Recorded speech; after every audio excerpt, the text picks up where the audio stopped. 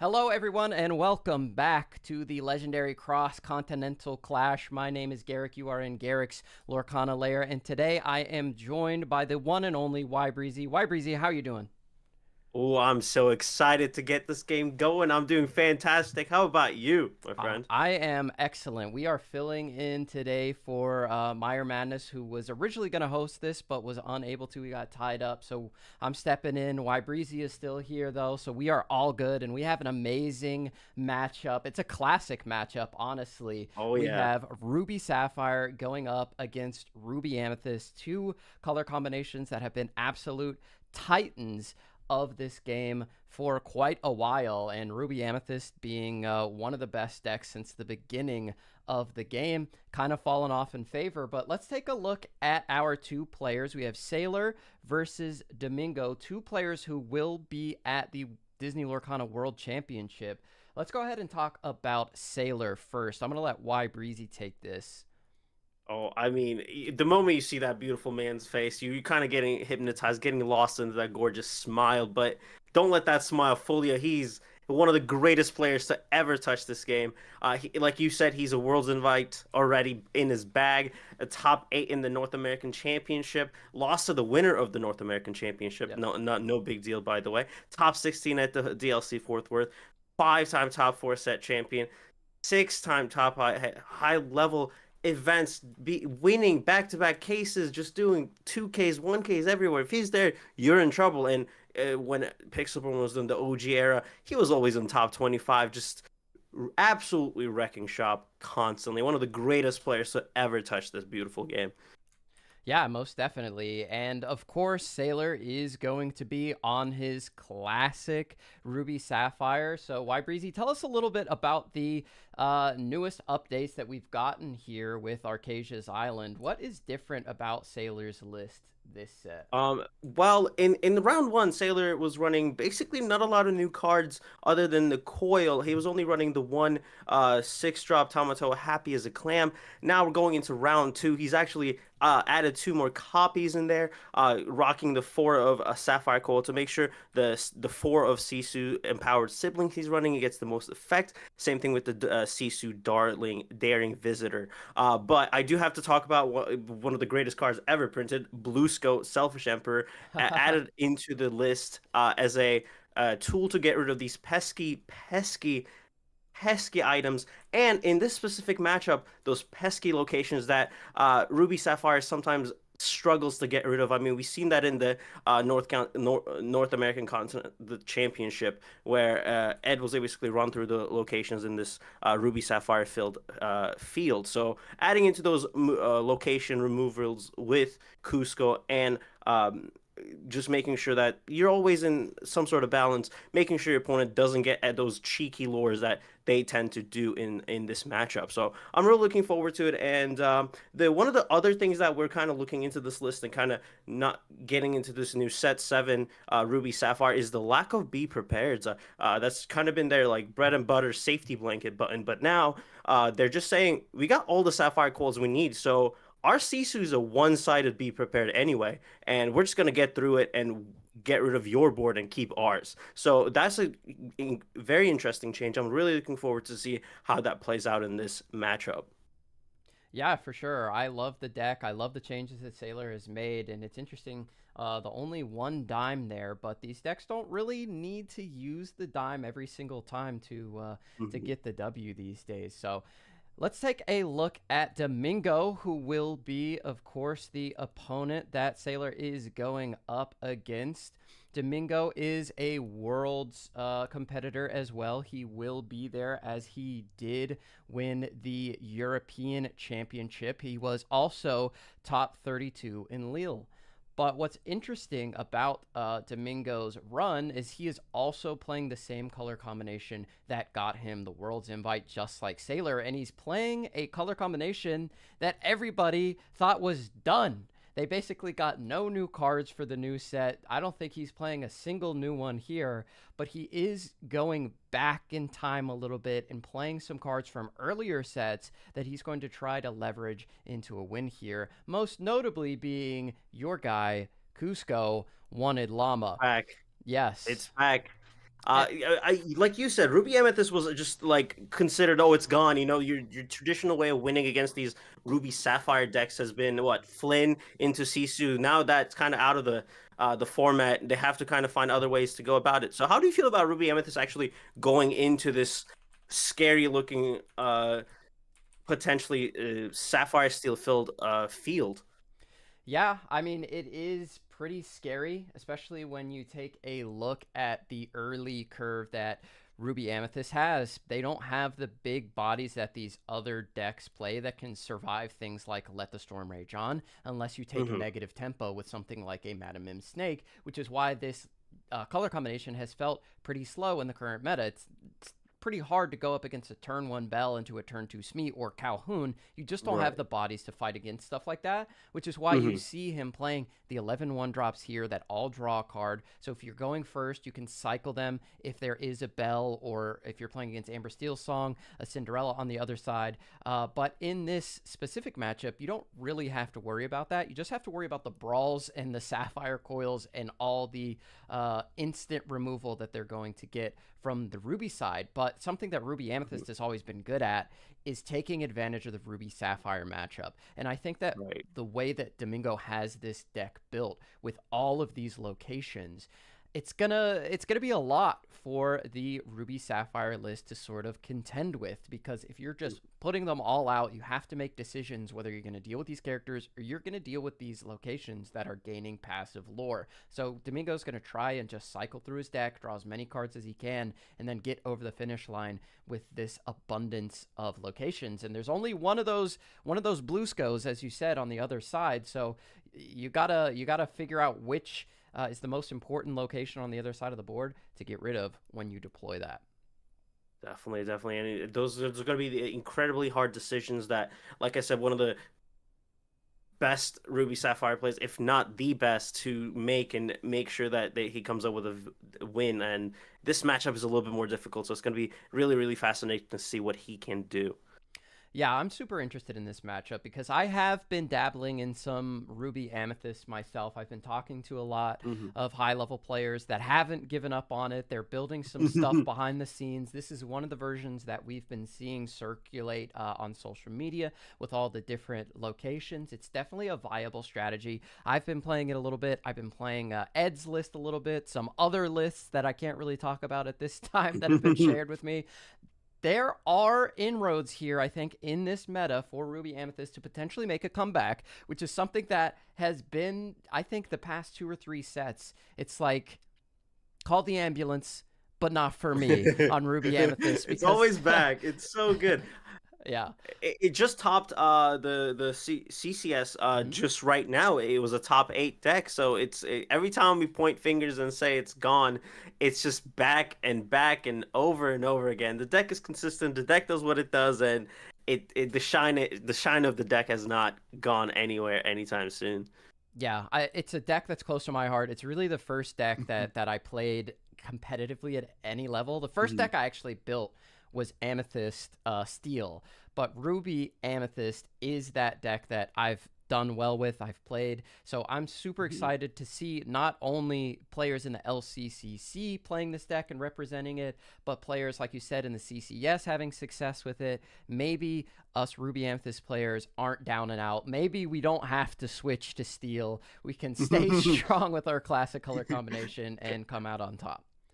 Gotta stay strong with it. I think the biggest like fallout of the whole new us trying to put deal was the lack of new cars into the edition. Yeah. We're not really running anything too fat and too shiny, too new. So that's kind of been the downfall. But that happens with the new set, right? Where everyone wants to play the big bads of the new cars, because why get into the new set if you're not gonna buy the new good card? So, but people are like, wait a minute, we're not gone. We can just play what we got already and see a lot of success. And early on, we're already seeing that happen. So I'm just really excited to see what happens with Ruby Amethyst as it evolves constantly, like it always has. Yeah, I mean, it's been a great matchup for Ruby Amethyst, that being the Ruby Sapphire list.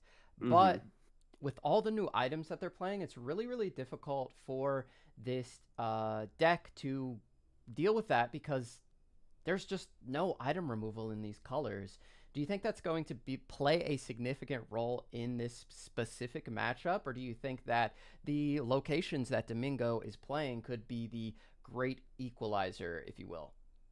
Definitely. I think it just depends on like how much pressure can Domingo can keep up and make sure Sailor can't get into his comfortable zone of getting those items out and make his board really, really scary early on. Like you said, there's no item removal, so they're just gonna sit there the entire game. But Domingo can get away with it if he constantly puts pressure into Sailor, saying, if you don't deal with my stuff, you're just gonna lose. So playing those items is something that he's gonna have to not be able to do, and keep that pressure, making sure the items never see the board in the first place. Because if he has to constantly remove, he's gonna run out of things to do and get those items into play.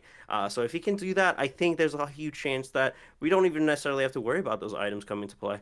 Yeah, for sure. And it looks like the players are shuffling up and getting ready here, so we should be good to start any moment. They are cutting their decks.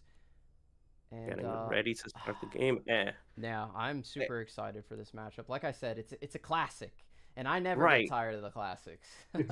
It's a classic matchup. We've seen it, but it has evolved so much throughout the last few sets. I mean, traditionally, like, if this was about 4 months ago, we would have been like, okay, Domingo's looking for that Flynn combination, making sure getting that early lore gain. But with those kind of being completely cut out, what are we looking for in the Ruby Amethyst Ruby Amethyst looking into this brand new Ruby Sapphire with a bunch of coils laying around everywhere? Yeah, for sure. It's going to be a fun match. So let's go ahead and hop in here and get started with this round 2 matchup as we are taking a look at the hands. And Domingo is going to be on your left. Sailor there with the camera. We can see him looking great. Nice beard. Love to see it. And Domingo is sending back 6 here, as Sailor just sends back 1 on his side. So Sailor, looking at his hand, he has the turn 2 ramp. He has the Hiram. He's got a potential Scrooge McDuck if he can get that online. He's got the Sapphire Coil. He's got the Brawl. He's got the Tamato. He's got the Popsicle. It's basically that the opening grip hand. is so good. I mean, he has everything he's looking for. He's guaranteed that draw Popsicle. He's guaranteed to ramp up. He has the guaranteed deal with problems with Brawl, and then he's just gonna have the shiny big crab to get there very, very early on because he's able to ramp up and get to 6 very fast. It's gonna be very, very scary for Domingo to deal with, and it might get away a little fast if Sailor gets this perfect hand, and he's gonna cruise that through very well. Yeah, on Domingo's side, it's not too bad. Honestly, he's got 2 1-drops. He's got 2 Cuscos there. Yeah, Cusco going into the Inkwell, not surprising. You want to keep those 1-drops that cycle themselves. You could potentially go a fairy ship here on turn 1, but opts for the Broom, as we have a little bit of a glare, but we'll keep you all updated there. He moves it down to the bottom as we kick it over to Sailor, who finds another Sapphire Coil, probably hitting the Inkwell here. Definitely. I think it's just having the second one is you don't need a second one this early on. We're drawing that card, making sure we are prepared to see more ramp in the next turn with an additional draw, making sure we are always kept our hand full of cards as we ramp up to higher ink counts where we can control the game really, really fast and really, really easy with our Sisus, Maleficents, and close out the game with our big crabs and just take over late game. I like to call it the crab zone, where it's like those late games where you kind of just your opponent has that 15 ink and just crab is starting to creep in and making sure just the deep waters, if you will, that Ruby Sapphire is to get you involved and get you in later in the game. Yeah, I love that, the crab zone. I'm gonna start taking that as we see Domingo put 2 1-drops onto the board. One of them being that fairy ship. It's a 1 cost. It's got 4 willpower, and it gains you a passive lore per turn. We know that what Sailor wants to do here is ramp on 2 and then get the Hiram on 3. So the fairy ship probably going to gain 3-4 lore here, as the magic broom is safe to turn sideways. And I think it was smart on the side of Domingo to ink that Cusco, get 2 1-drops down, and then on turn 3, now you could go for the white rose if you would like to. Or if you draw a 2-drop or a 1-drop, you could go 2 more threats to gain even more lore, as Sailor is starting to just ramp up. He has to establish his side of the board, and that's where Ruby Amethyst has always taken advantage of Ruby Sapphire. They have to get going, and Ruby Amethyst can get off to quick starts. They used to do it with Flynn, but now it seems like they're doing it more so with these locations and then just a bunch of 1-drops that draw cards. Yeah, that constant pressure is going to be the huge key for Domingo to take this win and kind of move on, because, like you said, there's just three bodies on the board right now. One being a location that there's not a lot of tools to get rid of in Sailor's deck list. And those 1-drops are going to be able to draw a card, constantly keep that pressure going, and force out the win early on before Sailor can establish a board state where he's going to get more comfortable and have removal tools available to him. Yeah, for sure. And we do see the 2-drop come into hand. So now Domingo has a choice here. I can play a 1-drop and a 2-drop instead of a 3-drop. I don't get the instant lore from the Rose, but I put more pressure on. So I think personally I would go for that. Quest both of these. Go the Cusco, go the Magic Broom. That way you're threatening more lore onto the board, and there are just more things that your opponent is forced to deal with. But he does decide to banish the Broom. He wants to have more options in his hand here, and he is going to put the Magic Broom down onto the board. Definitely. Now we have a 4 lore potentially in next turn, getting to 8, closer to that finish line, but just having that extra tools to draw the card makes your empty hand not feel so scary into this matchup, especially when Sailor's trying to creep up and get that late game win in this matchup. So as he plays the Scrooge here, he's looking for an item here to kind of continue to draw. Optimally, you want to see a Popsicle, but a Quill would do just as well, so we can continuously ramp up and continue to get a hold of this game before Domingo can get to 20. And as we can look at this board, he has 4 lore on board. It's gonna get a little bit crazy if he can draw some more lore gaining characters here, with the White Rose getting that guaranteed one, more locations to have no answers to as well. Yeah, as we see another location, the Forbidden Mountain, I believe, come into the hand of Domingo. So that is another threat that can go onto the board. But it looks like we may be banishing the Broom to find something else. We're exerting 3 for the White Rose. I think playing the Scrooge on the side of Sailor was really smart. Instead of going for the Hiram, you have something that can take out that location in one go. So now Domingo has to think about what he wants to ink here, potentially. He has 2 good cards in his hand. The Madam Mim Fox is always great, and the Forbidden Mountain gets that passive lore gain. We'll see if he even decides to ink something here. I don't think he's under too much pressure to ink something right at the moment. You do want the Fox to bounce a rabbit, and the location just seems so juicy right now, but he does go for the ink. Yeah, definitely. You don't want to get rid of the Fox. The rabbit is going to get bounced off with the Fox as well, potentially. Yeah. So yeah, you could have played the Forbidden Mountain, but you got to be able to have some sort of ink maintenance so you can get to your rabbit territories and your goat territories. So it's unfortunate to see it ink, but as the hand is only limited to 3 right now, he had just had no choice. But that Fox is going to be really, really clutch, because now we were going to be able to get rid of that Scrooge as well on the other side of the board, potentially challenging, getting removed of that location. So we'll see how that plays out as we play a Hiram here, draw 2, getting our hand count to insane amounts, up entering into this 6 to 8 ink territory where Sailor can start actually dealing with the problems that is going to be on the board as well. Yep, opts to get rid of that fairy ship. I think that is the correct play. That's why he put the Scrooge down onto the board. We're going to get a Vitalisphere onto the board with the additional 1, so the Hiram can eat that up next turn, and you could potentially get the Tamatoa down to get the Popsicle and the Vitalisphere out and back in your hand, and keep cycling, keep drawing cards with Hiram, and just keep that crazy advantage. The rabbit is going to be important here for Domingo to try and keep his hand as healthy as Sailor's is, but he needs to also to remember to keep the pressure on. Always be questing against these Ruby Sapphire decks. You have to get over the finish line before they get too powerful at the end of the game, in that crab zone, as you said. there's so many games I've seen with Ruby Amethyst where they get to these like 15-ish area, 15, 14 lore, and they just kind of stall out against this matchup when they just can't get the goats or stuff like that. So keeping that pressure is going to be so crucial into this as the game continues. And we got the bounce here to the Fox, get rid of the Scrooge, and just kind of continue to make sure there's always pressure, making sure Sailor has to deal with our cards. If not, we're going to just win the game regardless. So making sure we disrupt the ramp, we making sure that they disrupt the card draw that Sailor's really looking forward to constantly achieve in this matchup. Yeah, really interesting that Domingo goes for the ink on the Diablo there. He could have just bounced the Diablo and replayed it, not inked for the turn, but Hmm. valuing getting his ink totals up higher, which makes sense. In these Ruby Amethyst decks, you don't want to be caught on too little ink. I know you have Hmm. to play the aggressive role against Ruby Sapphire, but you can go into these mid-range, late game-ish turns because you want to be able to clear those big Tamatoas and things like that with Be Prepared, Lady Tremaine, or Be King Undisputed, etc., etc. So you need to Hmm. have those lore totals up to 6, 7.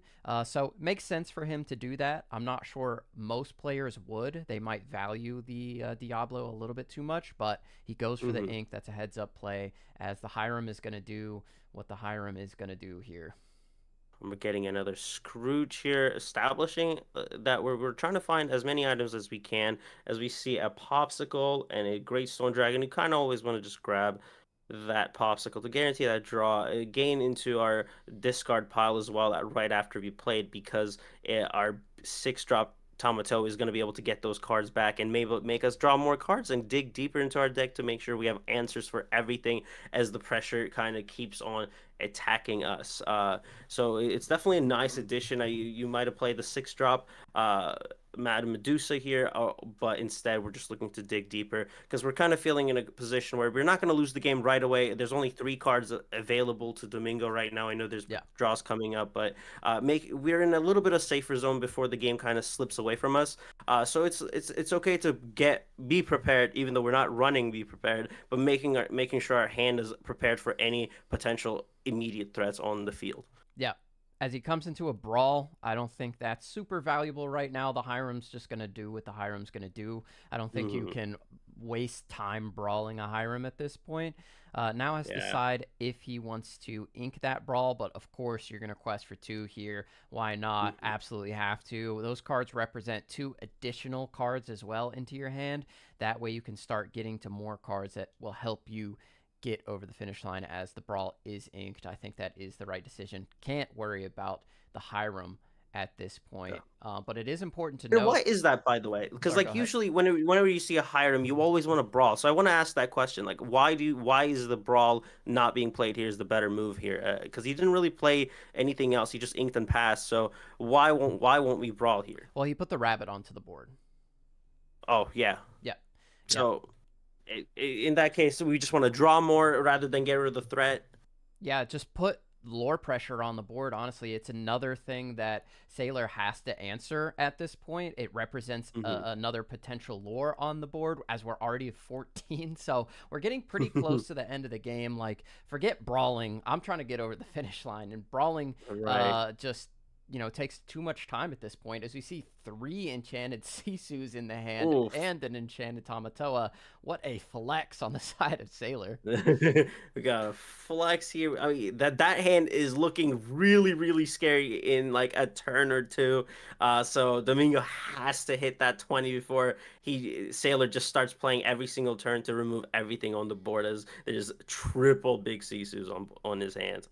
Yeah, Oh my goodness. a Sapphire Coil on the board would be so strong for him, but he has great options here. He can play Sisu, and he can play Brawl this turn, which will get rid of the Rabbit in the Cusco or the Diablo, whatever he wants to take care of. So he can remove 2 Mhm. things off the board, which I think you need to at this point. Get rid of the Rabbit, get Definitely. rid of the Cusco, and then challenge into the Diablo with the Scrooge. I Hmm. think is the move. We drew friends on the other side, which is more draw, but we're slowly clearing up the board, making sure that our opponent can't get to 20. Drew into a Cusco here and another Brawl. Yep. Is that what we want? Are those the cards we're looking for as we drew 3? I mean, Cusco's okay. I mean, it threatens an additional lore onto the board, which is never bad. A Be Prepared is pretty nice, but we're getting into the big Sisu turns. So right now, that Empowered Sibling will be online regardless of playing it, hardcasting it, or Mm-hmm. shifting it next turn, because Sailor is going to go up to 8. So Domingo, of course, is aware of that. He is 2 turns away from a B prep at this point. White Rose looks pretty good. Maybe you want to put that and Cusco down, potentially get a Friends onto the board next turn, but you're at 14. You're so close. You need to get over that finish line by any means necessary. Yeah, it's just gonna claw into the 6 more lore, hoping we can get there before we get absolutely just controlled out of the game. But the decision here is gonna be it's going to be really tough because yes, you want to present a board state where it's constant pressure, but the cards you have in your hand unfortunately aren't the most survivors to Sisu's big effect there. So it's going to be really hard to maintain that board state, very pressure heavy, without getting too invested and just getting your board absolutely swept out of your hand. Yeah, I mean, if Sailor draws a coil here, it's pretty bad for Yeah. the side of Domingo. But Sailor does have a few options here. He can always Madame Medusa the White Rose, which is not going to give a lore. It's not like the goat. It only gains lore coming in. So that wouldn't be too bad. But if you find the Sapphire coil, we'll see. Nope, doesn't get to it. If he were to find that, he could always put that down, ink, and then shift the Sisu, which would clear the entire side of the board. But he finds the sail, which I think still gives him the opportunity to do that play, because he'll be able to play sail and then ink twice. Yeah, and then get to the shift or do whatever he wants. But yeah, it's gonna be. Let's see here. I think you just sail away and then bring out the big Sisu and get rid of the Cusco, even though it doesn't feel too great. It's going to be a little bit difficult to come up with what we want to do here, because you're going to give your opponent an extra draw. That every single draw could lead up to that dreadful, your bounces to goat bounce goat kind of situation, and you never want to enter that and give your opponent that extra win right away. So it's going to be a little bit difficult, but I think that's the only play we can do in Sailor. We're just going to shift into it, remove that Cusco, give your opponent a draw, but now your board presence is a little extra scary here. Fairy Ship's not bad. If the Be Prepared comes down on the next turn, you can always play the Fairy Ship with that if you ink an additional card. But Sailor does have that answer in the Cusco, which they do have the Cusco. Really strong. Ooh. Yeah, right now he has the answer for the location. Like you said, that we have seen a lot of games kind of come into be prepared and then play tower defense with your locations. But addition of these location removals in Bluesco has been really interesting and kind of a stopper of that. Oh, okay, you be prep now. I just kind of played that tower defense game and just gained that extra lore per turn. But that's kind of out of the picture here, so it's gonna get a little bit scary. We're getting be prepped out of our big Sisus and everything, but we have a lot of scary stuff in Sailor's hand here. So this won't necessarily stop us from our tempo as we get into the closer into that crab zone. Yeah, for sure. Domingo is just not finding the cards he necessarily wants to see here towards the end. Like, he wants to be getting into goats. That's what he wants to see, is the Fairy Ship will come down. He's going to say, okay, there's not too much in your deck that can remove this straight away. You've cut out the Maui Hero to all, so that's not going to get rid of it. You'd need to combo Vital Sphere into something else, but we do see the Tamatoa come down, which is going to grab shiny, that beautiful card. Grab those popsicles, draw more cards, get more problematic, and just slowly build up to this item pile that could essentially win the game in one turn if he finds the bigger 8-drop Tamatoa. Yep, he can grab the Vital Sphere here and remove the Fairy Ship, and also put a popsicle into play if he wants to. Hmm. Next turn, he can quest with the Tamatoa, get the lucky dime down for free, and then if Domingo doesn't like Oh, draw goat, it might just be over. oof. We found the ice block instead of the popsicle, kind of enabling. Okay, if you do play those goats or your even snakes, foxes, whatever you have available, we're gonna get rid of it with our big Sisu, Yeah, really and good that's definitely into a good threat. the 3/3s that Domingo is playing. He's got a Hmm. significant amount of them. White rose, Yeah. 3 crabs, 3 snakes. As we get into Oof. another location here, it's not necessarily what you want to see. I think he might opt to Yeah. draw some cards here before committing to that. So he does draw two. Trying to. Chernobog, Maui. That's not Ugh. what he wants to We're see. just not finding it, huh? It's just we're just finding our one drops. We're not finding our snakes. We're not finding our goats. We're not getting to that 20. And like I mentioned, we see this happen unfortunately often where they just if when they don't see those goats, when they don't see those bounce options, they just kind of stall out. And hopefully it doesn't happen for Domingo, but it's just part of the game. But we do have a Maui to clear up that big Tamato, so we don't see that free lucky down, which feels illegal to do. I feel like, but going through it, just getting rid of that crab is definitely something that makes us stay in the game a little bit longer. Yeah, and shout out to 20 Lore Pro. The CCS 10K just finished up. Thank you so much for the raid. We are here in the Uh-oh. LCCC with Y Breezy. We have Domingo versus S4iler. This is game number 1. We have Ruby Amethyst going up against Ruby Sapphire. Ruby Amethyst was on the play, and right now Domingo is trying to close things out.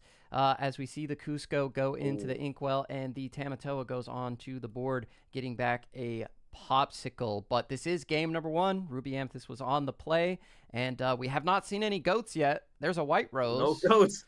There's a lot of them, but no goats. It's tough. It's very difficult as we're digging deep to find to that, crawling into that 20 lore space. But it's going to be difficult to get there if S4iler can constantly put that pressure, getting rid of everything on the board, very very fast. Yeah, for sure. As the white rose is going to come down here, looks like the library is going to be next. And with Yeah. 8, he has 2 left, so he can either play both 1-drops or move a couple things. He moves them both, opts to keep the 1-drops in his hand. I think that's a heads-up play. You don't want to get completely hosed by a Sisu, as S4iler finds a Ooh, Vitalisphere off the wow. top. That's definitely feels good moment as he might have an option to get rid of that library that is going to cause a lot of headaches. You'd need 1 more strength to get rid of it. I believe Vitalisphere gives +2. So that would be So really 7 close. total. Yeah, it would be very close. He has a few options here. Can go for the Tremaine, or sorry, not Tremaine, Medusa onto the White Rose. You need to prevent that lore gain from coming in. That's the most We do have important another thing at this vital. point. We do have another sphere on the discard as well. We could pick that up, but that means we quest with the Tomato, which isn't what we want to do. So this decision is going to be really interesting and really fascinating to watch as he's trying to break down this Well, board he, state. he, And he can quest with the Tamatoa, get the Vitalisphere back, play both Vitalispheres, crack both Vitalispheres into Madame Medusa, and that that is a would play we be could do. 8. I mean, we draw another Madame Medusa here. So I Let's see. believe he has the ink to do that, as the Vitalispheres would cost 4 total, and Medusa costs 6. So the problem, There's an option. I think actually he doesn't have the ink to do it now, because he drew an uninkable. He drew another Medusa off the Oh, popsicle. If he didn't popsicle, he has no inkables. I think he had exactly enough to do that. That Yeah, he just is. needed to not play the popsicle and instead quest with the Tamatoa, because he's at 10, right? So he gets the Yeah, Vital Sphere back. That costs 1. Activating costs 1. And then 2 for the other one, plus 6 for Medusa. So that's 10 exactly. And now he that doesn't is have so the ink to close. do it.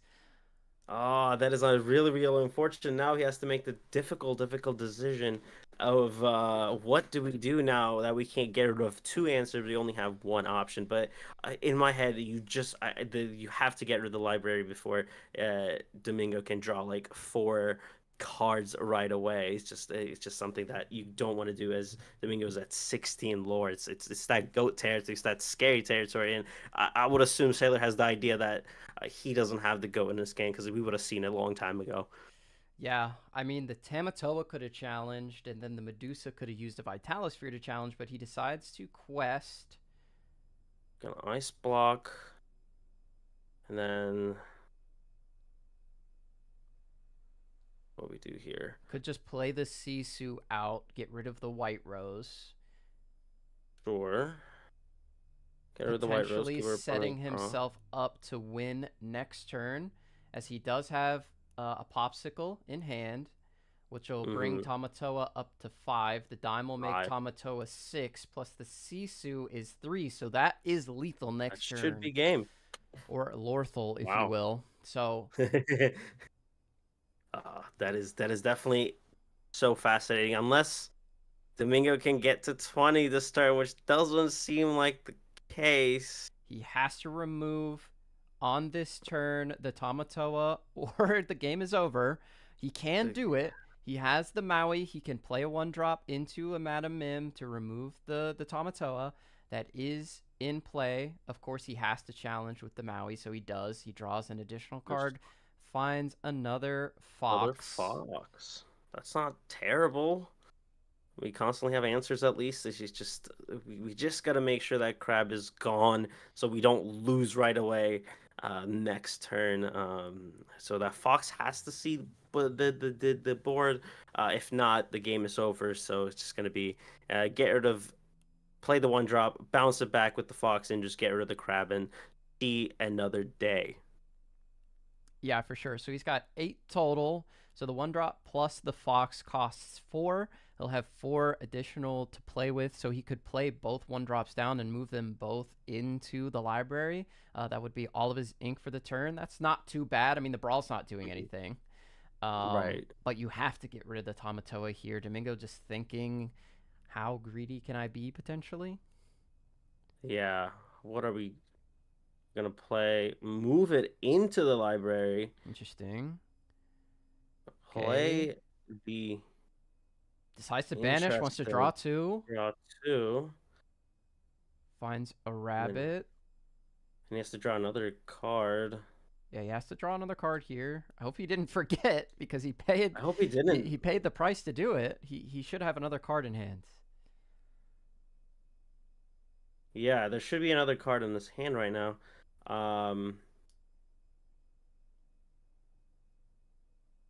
Is the library a May? I believe it is a May. So he chooses not to draw? I don't think he would ever choose not to draw. Maybe he just forgot about it. He might have. I mean, correct us if we're wrong, chat, but I'm pretty sure he should have another card in his hand. Ooh. The dragon comes into play. The Japanese foil, which he drew. Wow, he's flexing all around. Oh my goodness. Yeah. He's doing this thing. I mean, this deck is his baby. I don't think I've ever seen him play another in combination outside of like testing and stuff like that. But any event, I've not seen him not play this deck. So he deserves to bling this beautiful deck out. It is his baby after all. Yeah, and he did pull that himself. He did a live stream on his channel of him opening a bunch of Japanese first chapter boxes and got that. It was a pretty exciting moment as she does come down. Dragon on a poor 1-drop. Oh, there's the goat. See, that was the goat from the top. That's a my goodness. That's a card he should have had in his hand. We'll see what he gets off the top. I mean, chat, please correct me if I'm wrong, but imagine he's at 9 here. I'm just trying to think, is there a scenario where that bites him? Because, all right, that's not a snake. I mean, if the next card is a snake, then not drawing that. I mean, he can goat bounce, right? He can goat bounce, but he needs goat bounce goat to win. Oh, he's one off. Yeah, he would need snake to do that. 4, 18. So for sure, you bounce the goat here. You remove the Sisu. That prevents you from losing. And then gets it 19. Shade out. I mean, you don't really want to put Fairy Ship down. How much ink does he have left? I mean, I guess why not? It stalls. Does, yeah. It forces Sailor to challenge into it. But I mean, yeah, he was able to find it there. Ooh, Ooh, Crab is it's good. nice, but it's a little late. It's not. He doesn't have enough. He never Can't play established the both. dime. Oh, this is gonna get real tricky because the game is over next turn regardless. Yep, and And Sailor sees it. It's all over. yeah, Domingo is able to win. wow. I wonder what that card off the top was, but you never know. You never want to play it too risky against these Ruby Mm-hmm. Sapphire decks. They can gain a bunch of lore out of nowhere, especially if there's something like a Pirate's Life available to Sailor, but not able to get there. But the Pirate's Lives, I believe, have been removed from his list, so Domingo would know Yeah, that. unfortunately has. And Domingo able to get there by the skin of his teeth.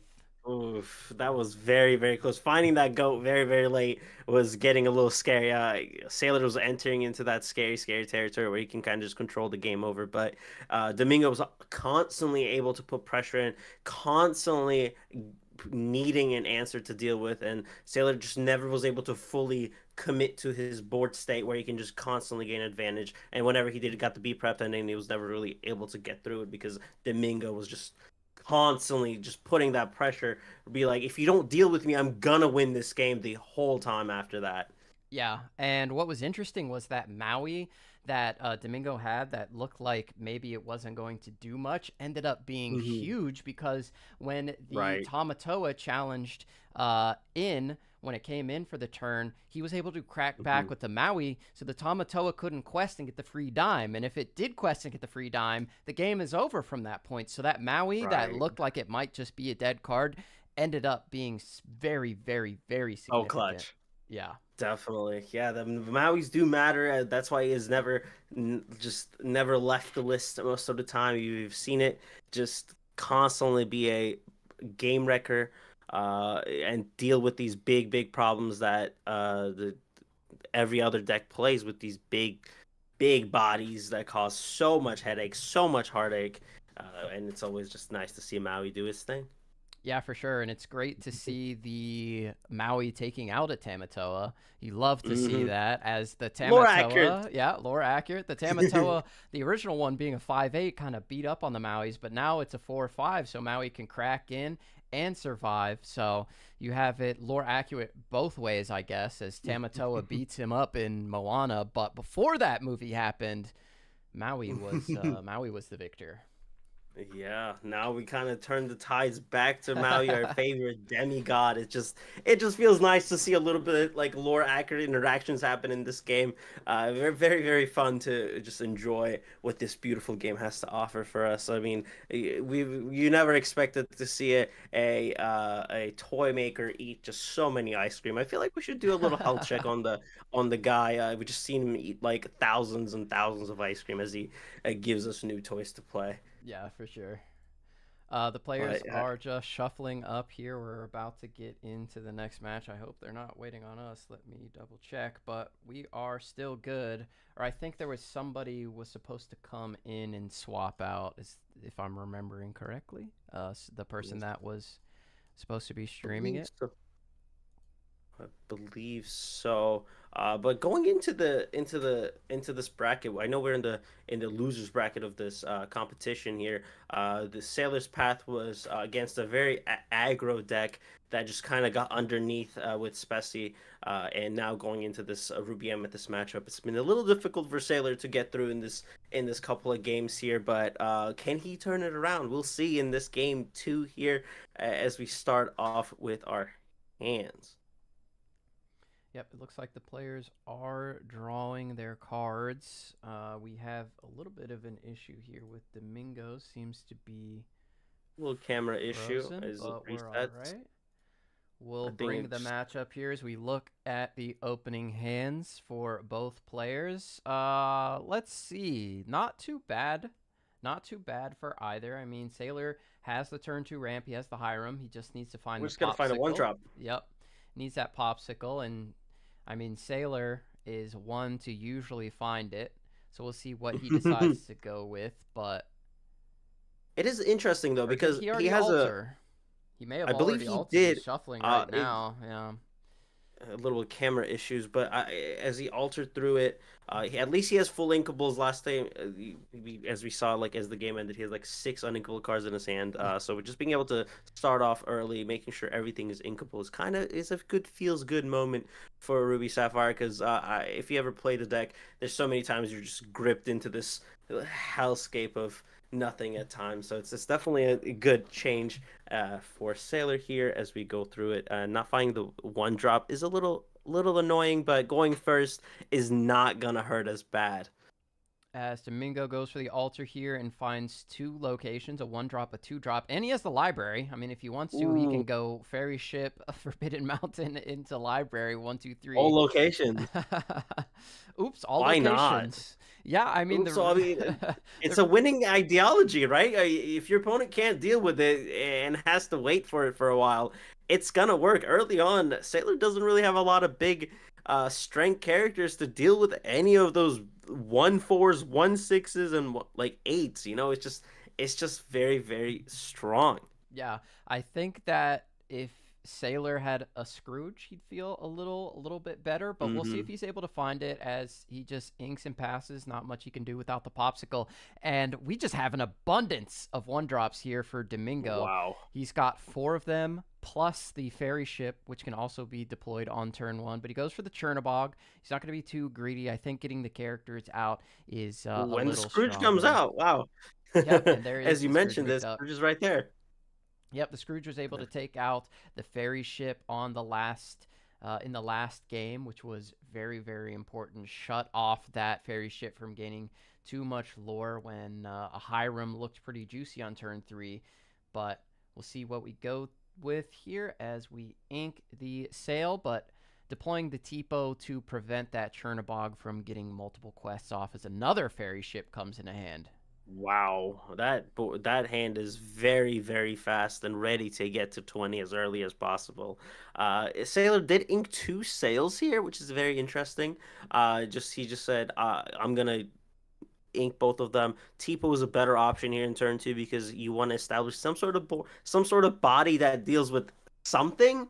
It's better than nothing, so it's a good addition here as he can play Scrooge next turn to dig a little bit deeper into his uh, deck to make sure we find an item like a popsicle to establish the Hiram and continue our hand finances up. But you know what I love here is the double Fairy Ship Ooh, on this turn. He says, scary, okay, you scary. got a Tipo, you're going to take my Chernabog out, but deal with these Fairy Ships. Luckily for Sailor, he's got the Scrooge McDuck comes down, who can The Scrooge. destroy these Fairy Ships pretty easily. Sailor's looking at his hand. He's not letting us look. Okay, there we go. We see a little bit of a Got a peek. He's got the quill. coil and the quill, as you mentioned. Goes for the coil. Nice. I gotta make sure our Sisus see a lot more advantage here. Yeah. Just gonna feel a little awkward with Hiram potentially to decide when we get rid of it to draw 2, as our hand is getting a little thin. This 4 cards might not seem thin for a lot of the other decks, but for Ruby Sapphire, you want to have a lot of options to make a lot of decisions Ooh. to remove a card. What did we just draw? We drew a Fox? Uh-oh. fox, which is so good off the Uh-oh. top. It'll crack back into the Scrooge McDuck. You can pick up the Diablo. On this turn, he's going to 3 ink, so he could Diablo and Forbidden Mountain on this turn. Oh my God. That And pressure is just so tight. yeah, and then next turn, you crack in with the fox to remove the Scrooge. But we'll see. He's thinking about inking the fox here. Maybe not. But yeah, a bunch of different options here. Hmm. Because, I mean, honestly, library doesn't feel too bad, and then you can always put the fox down next turn, right? I mean, Yeah, library's got and you can 8. always constantly threat. There's, oh, we're inking the fox here, Goes for choosing to Forbidden put. Mountain.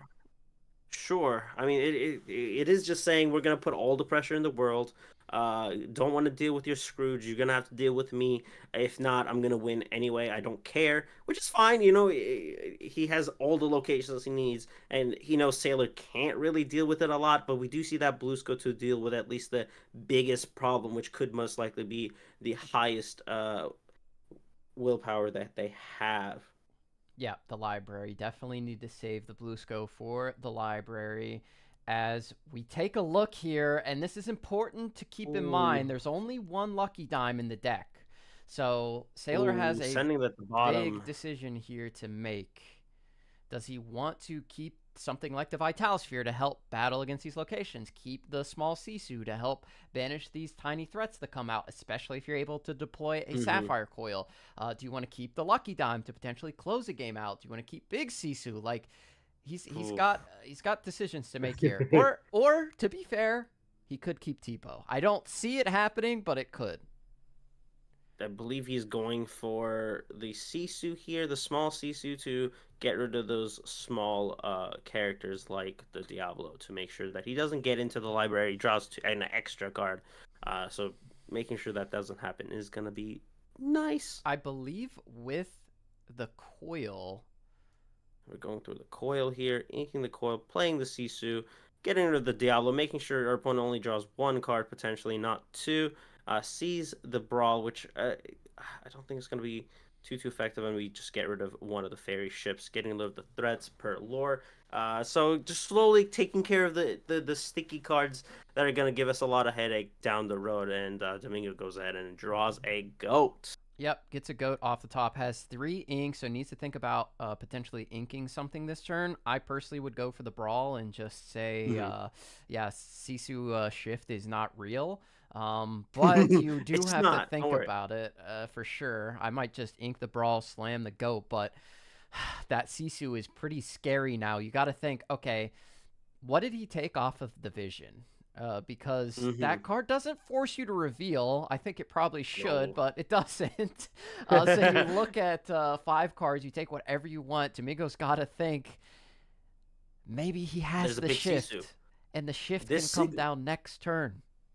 Right, because this screams to me the big Sisu was in my hand. You played a small Sisu, you picked out of 5 cards to one of them, which we don't know which one, and next turn you can exactly shift it. Like, the signals are giving too much away if he didn't know any of the information we had by seeing what the Vision was. Yep. And then we just threw into Sail. Ooh. He risks it, goes for the Merlin, inks the Brawl. Sisu is not real, and as it turns out, she's not. She's not real. She does not exist. We just don't have it, simply. And knowing what we know as well, the big Sisu, one of them is at the bottom, so good luck trying to find the other 3.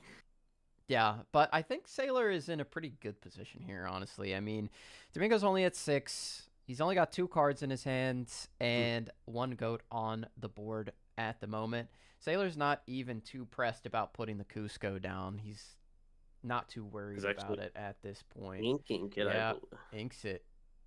Puts the Hiram down and says, let me get 2 more options here. See what we get. And we got a shiny and a popsicle. Wow, pretty good. We're gonna play said paw. Oh no, he played. Okay, the pile was getting a little silly there. But now you can pop the popsicle next turn, play the Tomato, grab our items back, just do a lot of shenanigans to kind of get a little ahead in the game. Yeah, and I think that was a great heads-up play by Sailor. Like I was saying, he's not in a bad position here. Cusco doesn't even get that much value. I think having a Tamato and a Popsicle in his hand is better than what he had previously, especially since he's got the Hiram established. We just saw a Brawl get inked, so the Hiram's probably going to be perfectly fine, is what Sailor's thinking. Right. So he is going to get so much value off of this, and here are the goats early on for Domingo when he wanted to find them late last game, but was still able to get over the finish line here. He's got 4 ink, could go for a rabbit, but is gonna slam the library. Move the goat in. I'm gonna and removes the Scrooge. Sure, draw a card out of it. Get rid of a character that potentially could have started attacking into our locations, trying to get rid of them. Yeah. So it's definitely a good win-win situation, and we did find the snake as well. So now we can do our extra rabbit bounce shenanigans that Ruby Amethyst loves doing as well.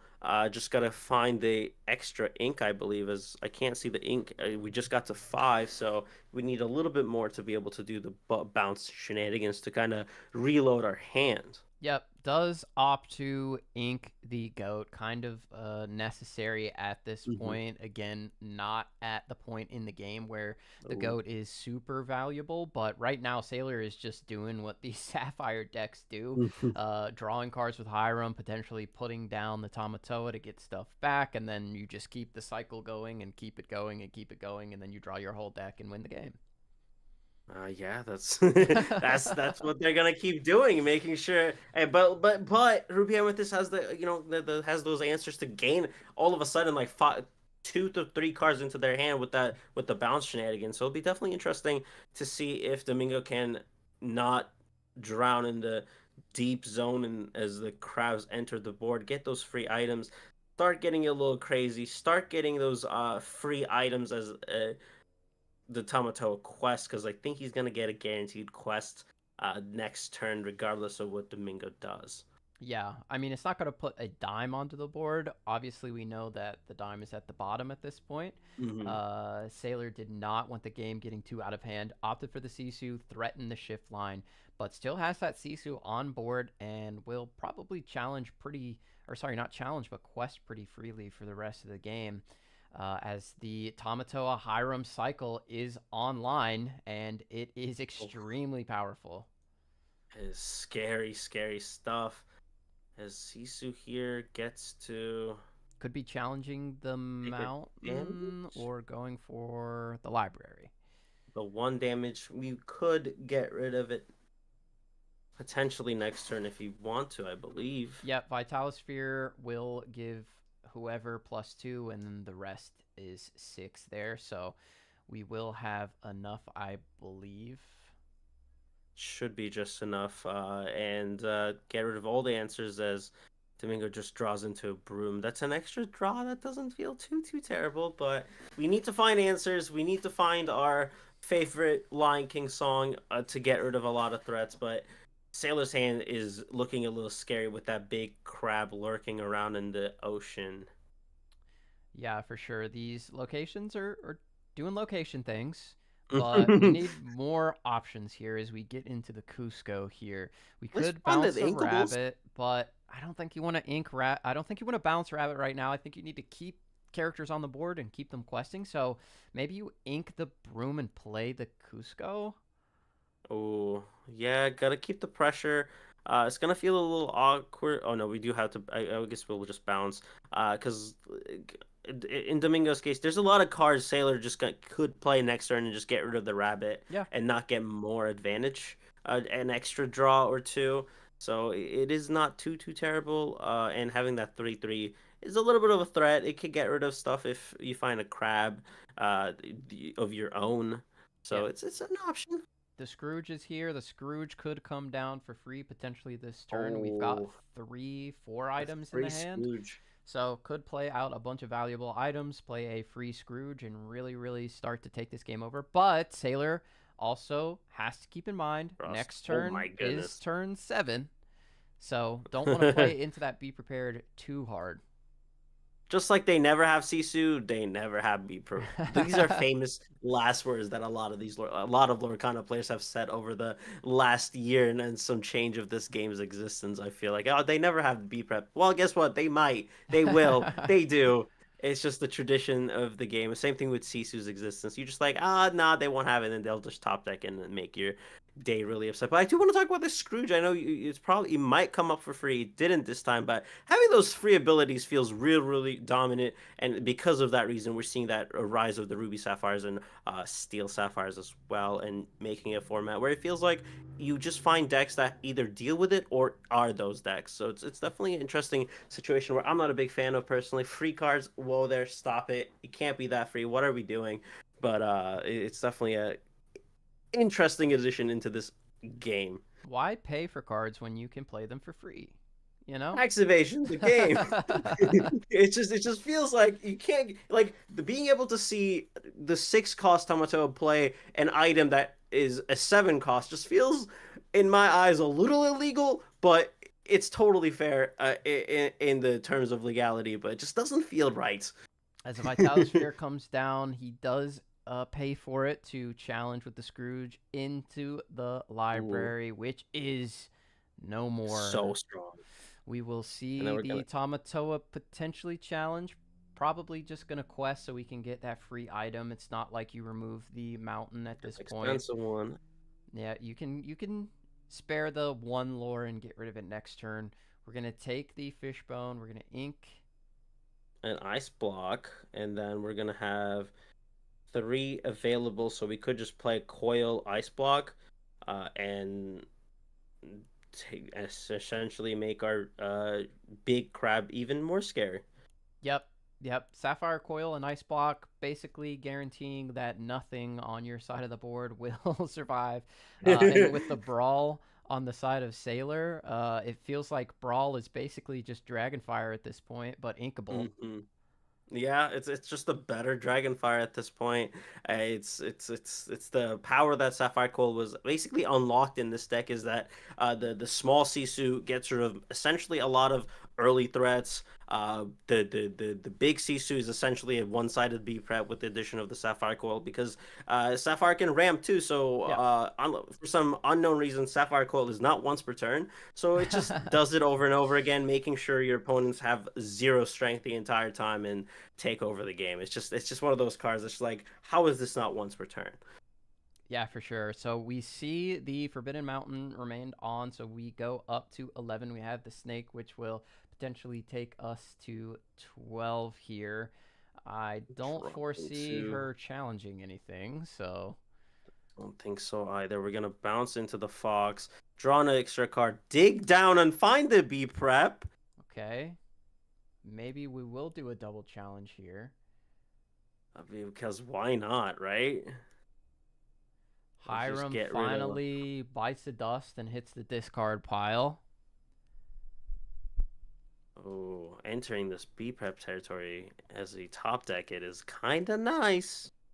Yeah, for sure, especially with no diamond play. Something comes down on the side of Sailor that is super good. Speaking of stuff that is super good, we have a Sisu Oh. option here, so we can ink and then ice block and remove the whole side of the board. You ice block the snake and you sapphire Mhm. coil the fox, and then you just play Sisu and get rid of everything. Don't need the brawl anymore. See you later. We're gonna get rid of that brawl, play the C, shift the C suit, get rid of the board, and then just quest out or Yeah, potentially get rid of the location.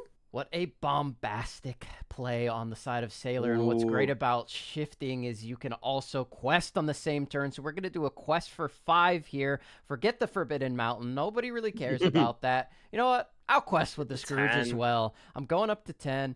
I'm threatening as much as I possibly can here. And since you played the Fox last turn and challenged into my characters, maybe, just Mhm. maybe, you don't have to Ooh, be prepared. So Sailor they going in with the always do though, quest. right? As this be prepared could change the game a bit and bring Domingo back, because you have to keep in mind that Forbidden Mountain has not been dealt with.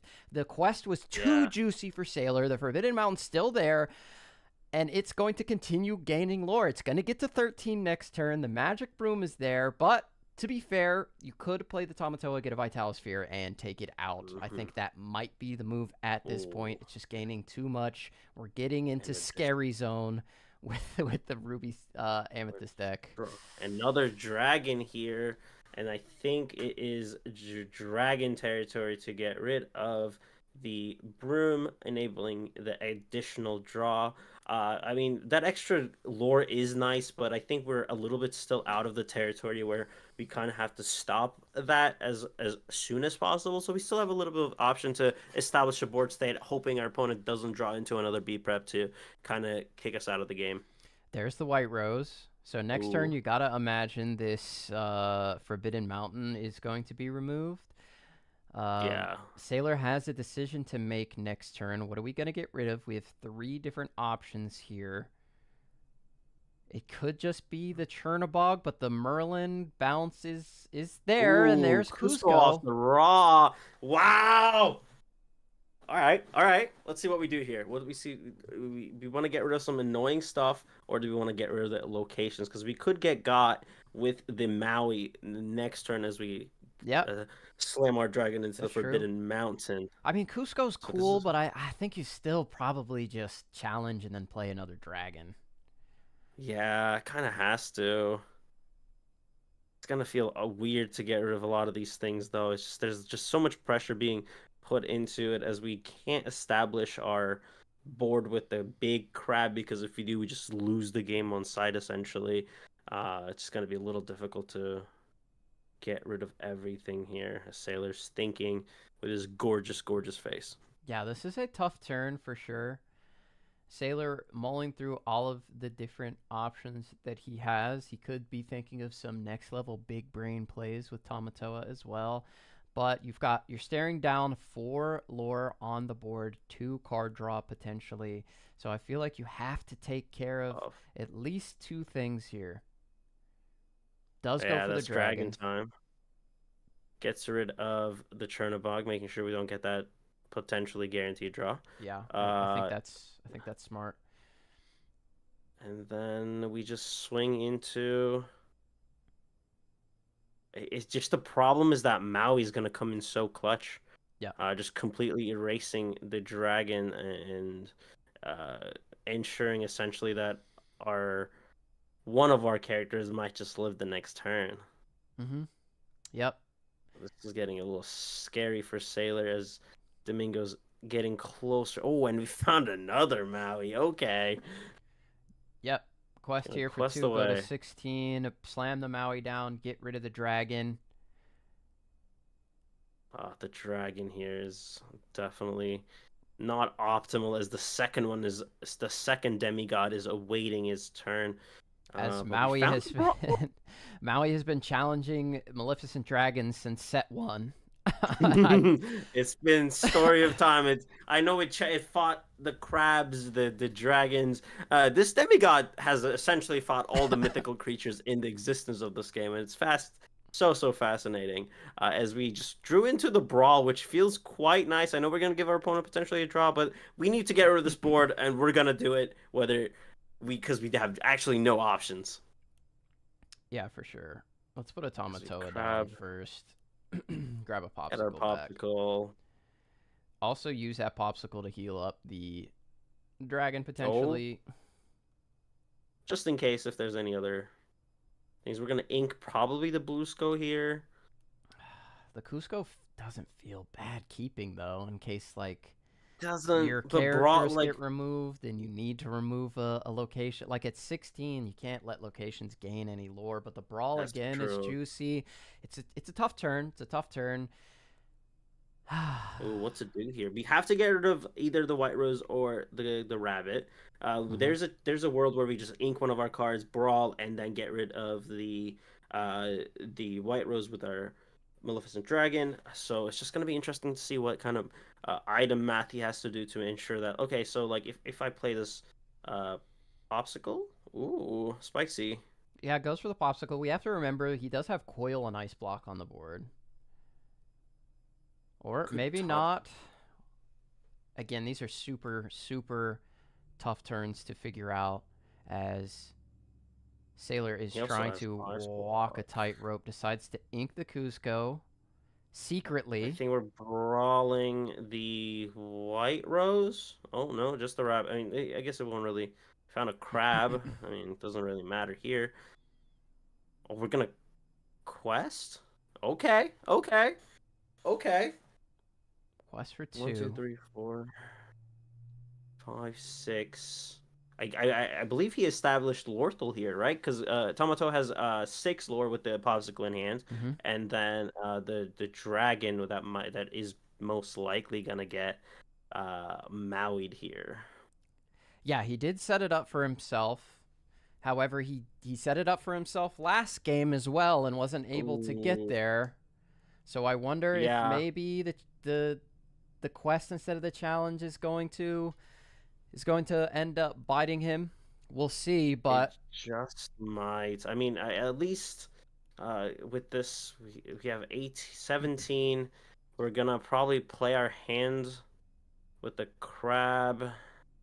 Opts for the crab. We don't have game unless we top deck into that. Oh, we found another popsicle though. Uh-oh. Mm-hmm. Draw the popsicle. Hire him. Uh-oh. Yeah, I think most players in that situation are probably bouncing the white rose, but I Mm-hmm. think keeping the snake for a potential goat off Ooh. the top is really Oh good. my gosh. As the Maui Requested for comes one. through. Oh my god. Okay, I mean, sometimes when you just got it like that, you got it like that, right? We just drew Yeah. into popsicle, and a great stone dragon to get from six lord. That's crazy, but that's what you do when you're one of the greatest players of all time. You just got it like that, and there's nothing else you can do about it. Even though Domingo played an almost perfect game as well, that's just insanity right there. That is so crazy. Yeah, that was. I mean, what can you say? What? He didn't regret the quest. He said, "You know what? I have the game on board here if Maleficent Dragon survives, but if she doesn't, I'll just draw 2 items off the top. No big deal." And You just Sailor got it was like able to that. get there. Yeah. It's crazy. It's so crazy how Domingo was probably feeling. Okay, I don't lose this turn. There's no way. It's not gonna happen unless he gets a lucky dime off the top. But then he just does it the other way, which is playing 3 items, getting to 20. That's incredible stuff right there. That's why we play this game. Yeah, that was an amazing play on the side of both players, to be honest. They both put themselves in the best position to win, and Sailor played it more aggressively that game, questing a lot more instead of getting rid of those locations when he had the opportunities, and it ended up working out for him. Again, Sailor was on the play. He did miss Popsicle, but we'll see what he's able to do here on the draw, as he was able to hit turn 2 ramp both games. We'll see if he is able to do the same. Wow. As we are That just is doing a little scary. switch Oh, here. as we're going through the switch, we gotta kind of do a little debrief after that finale of that game as we go into this all important game 3 here. And Domingo gets to start first, so which means we're gonna see a lot of pressure start off really early, making sure Sailor has to answer us constantly, like we saw in game 1. Had to answer everything, but just couldn't establish his own board. So I would have to guess and assume that that's exactly the game plan if you were to be in Domingo's shoes here.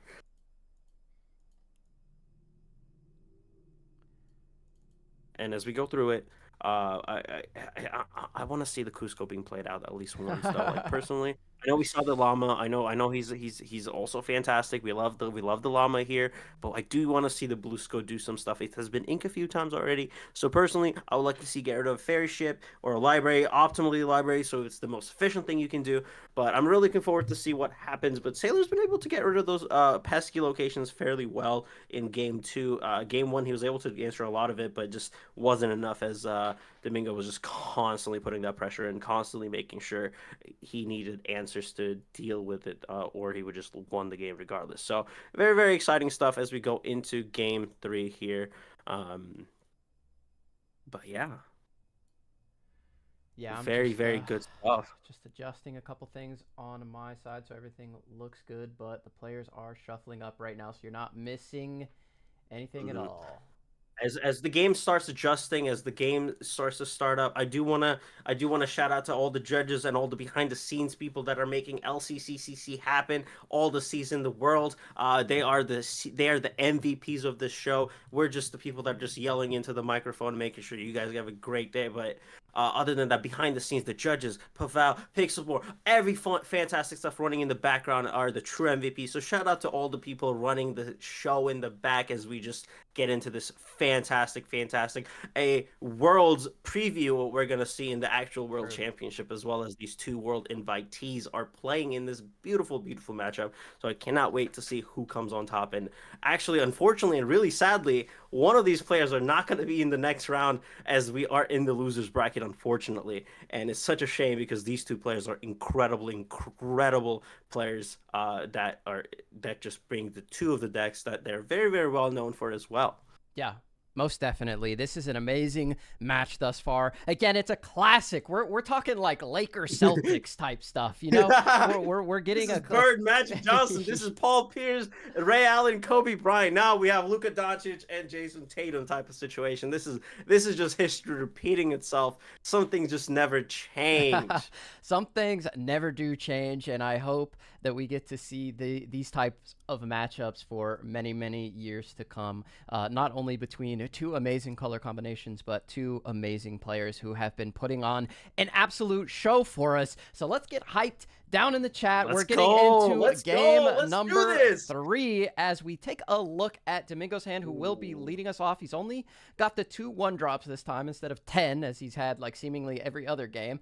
But S4iler's hand is missing just the Hiram at this point.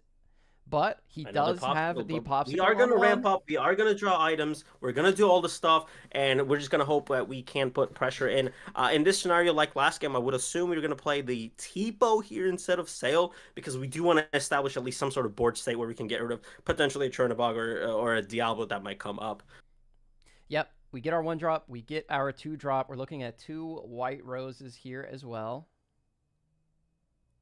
We're this time inking the Tipo, playing the Sail unlike we saw last game. So it's definitely and they're inking that right away, that beautifully shiny dragon. Oh my goodness. Yeah, the Japanese dragon is gorgeous, but a heads up play here by S4iler. On the play, he is playing the Tipo to challenge into the Chernobog immediately. On the draw, opts for the Sail, the Azurite Sea. As the Chernobog go ahead and quest here again, we are going to banish it this time to take advantage of that ability. We're going to draw a card here, and we may see a white rose come down.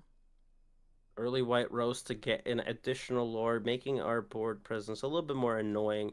We do have Sisu in our hand with an ice block and a coil, making that Sisu feel really. Yeah, that is a Sisu in the corner there, and making us really, really strong and really, really scary. Yeah, we do have the little one there, which can lead us into a big time shift early in the game, because we've already ramped, so could happen early on. But we get into the white rose here. We're going to gain a lore, and Domingo's just doing what Ruby Amethyst wants to do against Ruby Sapphire. While you're busy ramping, I'm busy questing. I'm getting lore. Yeah, exactly. Getting lore, baby. Come on.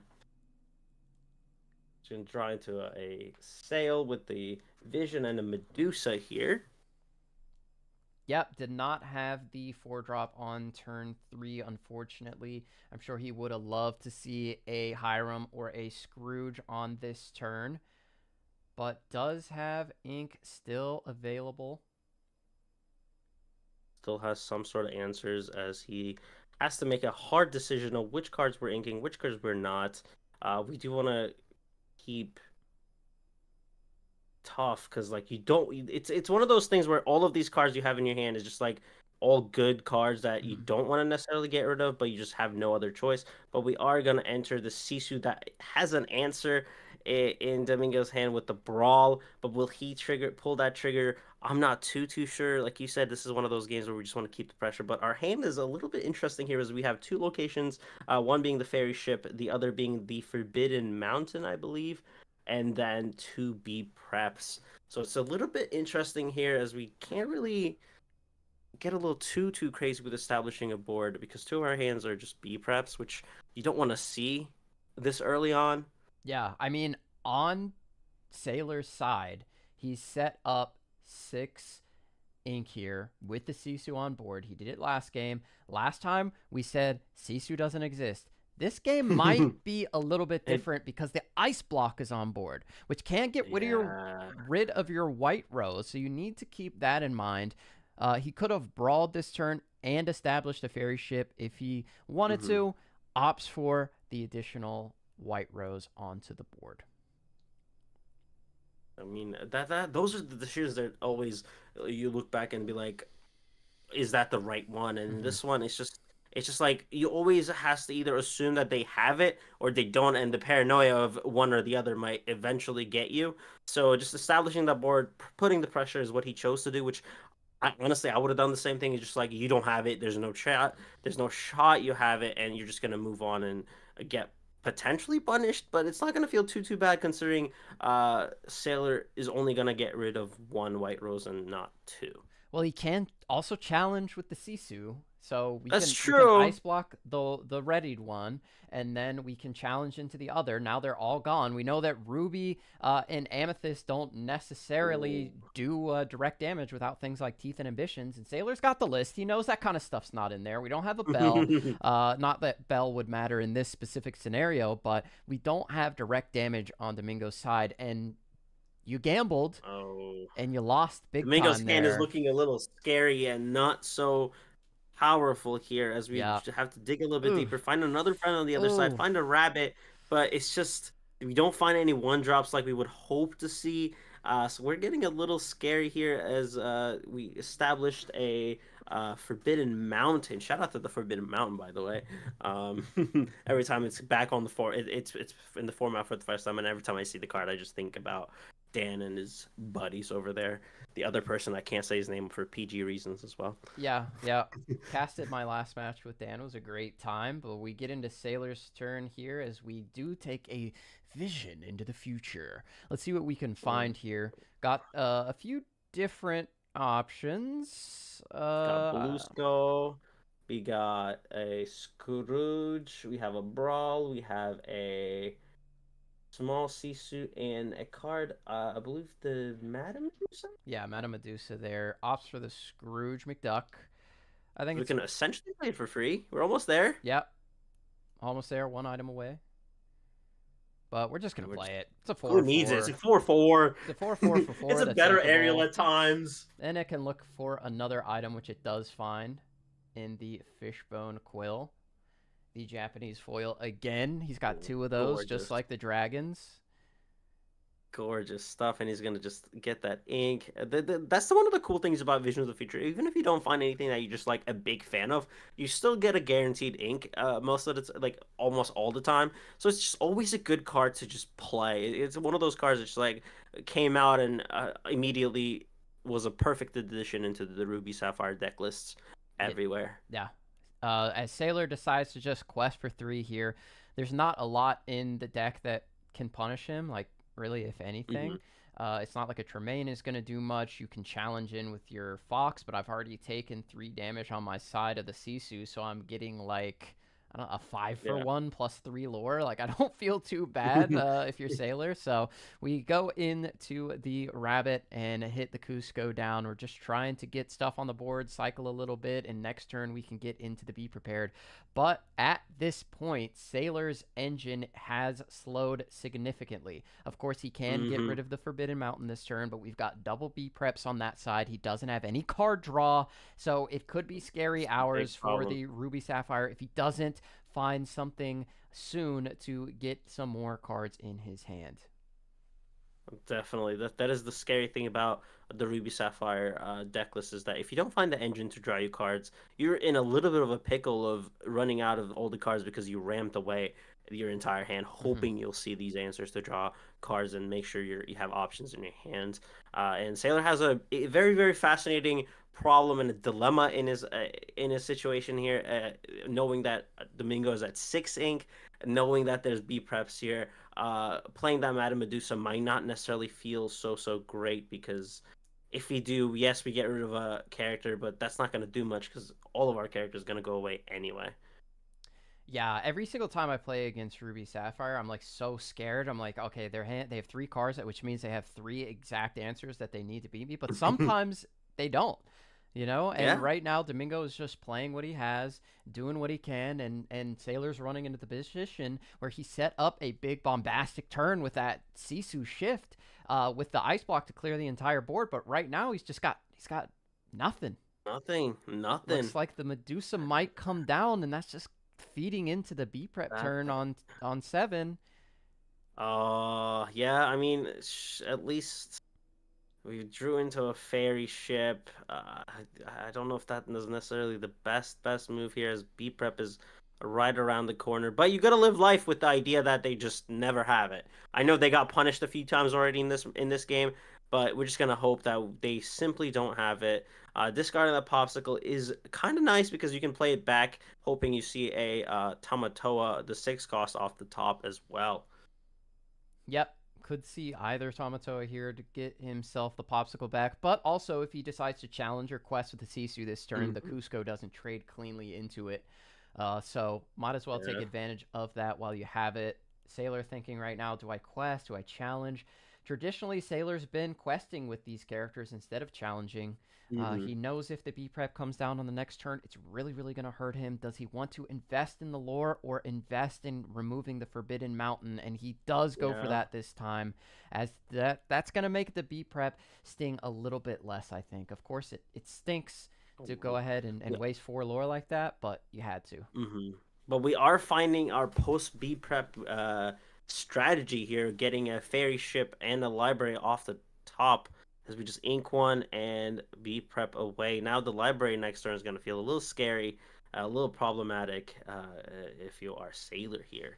Yeah, and Domingo keeps the brawl. That's really important to note, because how does Sailor get back into this game? It's find Hiram Flaversham, and if that character gets to trigger twice and draw 4 cards, it's really going to hurt. So you need that brawl to get rid of him immediately. As we take a look, there's a Hiram.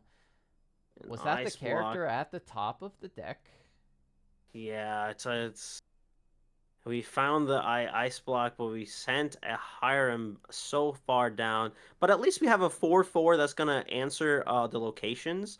I know the library is 8. It's a little bit difficult to deal with, but it's not the end of the world. We do have answers, and as it gets on board with the rabbit, it's been a tradition to see these rabbits in the library reading all the books, all the information. It's kind of been a classic over the last year, seeing the library on the rabbit giving your opponent this dilemma of like, well, my opponent's drawing a card anyway. What do I do here? And it's the age-old question: do we deal with the rabbit and the library at the same time? Yeah, for sure. As we get into Sailor, and Sailor's just not finding the cards he wants. Like, Sapphire Coil is not helping right now. We need to find something. What we need to find is Hiram. But also, Hiram, we're looking for the mouse. Would be great. The Tamatoas would be great. Like, the Sisus would be awesome. You have the ice blocks, the big or the little Sisus is great. It's rough right now, but we're gonna take some time to sing as Domingo's hand just gets bigger and bigger and bigger. We could potentially bounce a rabbit this turn, draw another card, start establishing things into the library. Yeah, it's looking rough for Sailor, but a single Hiram could turn this ship around. We could turn this franchise around. You know what I'm saying? And it's not over. It's not over. I believe we're just gonna be prepped to draw more cards. But yeah, Sailor is one Hiram away from potentially getting his card advantage back and taking over. Just find the extra 2 draws, everything. And as we find a big dragon here, it's just... He can play the dragon, but he has to ink the Sapphire Coil and then reveal that he has nothing. No cards in hand. Yeah, but I mean, you're not gonna play a dragon. You're gonna play a dragon into nothing, are you? I mean, maybe you do. Kinda have to. We can't just like, if we don't, we have to. We give library this option to basically put all the characters in and then get questing, and that's not what you want to see, as we are just not able to find any crabs anywhere. I mean, the 8, oh wow, and then we just absolutely get prepped out of this dragon that we so wanted to see a little bit longer. And then Broom is going to enter into the library, and Ruby Sapphire's nightmare is coming true right here, as the hand count is 0. We find a vision. We're looking for the mouse. Please, mouse. Yeah. And we found the mouse. We're so back. Everything is online. Everything is back up. We can stop this madness. It's not over. Believe in the shield. And then just go ahead and draw to do our classic shenanigans, as we found another one. I mean, we're so back. That doesn't feel too bad, but I mean, Domingo does have double brawl. We'll still need to cycle, find more stuff. But we found a third one. Okay. Oh my! They were all just next to each other. On like you just want to see them kind of spread around a little bit, but 2 brawls just feels not so great. That's gonna be but the we last. But we did go through a lot of our deck, which is nice. For sure, as we get into another friends here and the library ticks up one more, it's just been like a ticking time bomb this entire time. Mm-hmm. One lore, one lore, one lore, one lore. You need to deal with it. You need to do something. As the Scrooge challenged into it seemed like 10 turns ago, but we are going to banish the broom. We'll draw 2 Oh this my time. god. To be fair, he could It's have. just so difficult. Yeah. It's we draw 2. We found the fox. I mean, 2 brawls into the Hiram is tough out there in these waters, man. Yeah. It's not over till the Hiram eats a frozen treat. And he's not had any sugary treats. He's been eating ice blocks, but He's just eating the ice blocks, just which is straight ice. just chewing on some ice cubes. You know, when times are rough, when you have to eat some ice for dinner, you know things are looking rough, and that's exactly what Hiram has been doing this entire game. And as we pop the last ice block here, we do find our big crab finally. Thank God. Yep, Tamatoa is going to come in and grab 2 of those items back. He does have popsicles in there, so that's definitely an option. I think he's only got one, though, if I'm remembering correctly. He does only have one. Grab the popsicle, grab an ice block potentially. Ice block? Yep. Yeah. And then, I mean, our opponent has 3 lore on board. There's a fox coming. It's just the library has been so efficient in just gaining like this lore per turn that just been kind of a headache for Sailor to deal with, as he's not being able to find the answers and not being able to find much of anything really. And as we grab a popsicle bag and an ice block just to give us some answers. I do want to point out the Sailor's board state here with the ink sandwiching the characters as a it does make me feel a little uncomfortable looking at it personally, but it is a-okay. It is scaring me a bit, but it's all good. It is giving me a little anxiety, but that's okay. That is a-okay. And instead of the ice block, I do believe he grabbed a coil instead. Yeah. Just in case we get a Sisu, big Sisu around the corner, or even a small one, or even give us a brawl target, we would feel better. Yeah, for sure. And the Scrooge is going to go into the inkwell. I don't think necessarily Scrooge is the answer at this point. You need those big removals. You need that Sisu and things like that. So Vision of the Future is going to help, most certainly, but we'll see what happens here on Domingo's side, as we're going to go up to 15 on this turn, almost certainly, and probably draw at least 2 cards with the broom. Yep, we're going to quest. And then play something to draw 2 more. The library has been a huge problem. Getting 2 cards. We got the snakes, the foxes. We're just a few goats away from finalizing this game and putting the last few nails into the coffin. Yeah, I was gonna say here, do you just play the friends on the other side to potentially find those, or yep? Well, that's exactly what we're doing. We found another library. I mean, library is essentially just more friends on the other sides. There's just so many amazing authors that are on the other side. That's just giving us more card power, essentially. Yeah, for sure. I mean, you're going to get rid of one of the libraries here, but finding the other one is so strong at this point. Move the Diablo into the healthy library there. No construction needed, no remodeling in that one. It's feeling pretty good, so we're all brand new there. Yep. A brawl. I mean, what do we do here? We have to just dig a little bit deeper. Hope we find potentially the blue scout to deal with that healthy library. Get rid of it. Say, oh no, we're just gonna. There it is. We find it. I mean, we just always like Sailor just has this power. It's like, okay, we're gonna find the answer we're looking for, and we do as we get ready for some blue scout action. I would assume, because those libraries are getting a little problematic. Yeah, for sure. I mean, the Tamatoa cleanly gets rid of the one. Cusco gets rid of the other. And you have how much ink left? 4, so you can brawl something as well. So Domingo's going to be at 16 next turn. Like, you have to get rid of everything on the board every single time it comes down, but you're getting to 16, so it's getting to the point where the Amethyst cards start reaching for that lore with the goats and the white roses. As we know, there are multiples of each. So the goat territory is here. Yeah, it's scary. It's a really tough position for Sailor right now. You basically need to get all your items back, play all your items, and then win with 1 turn with Tamatoa like he did last game. Cusco for 1.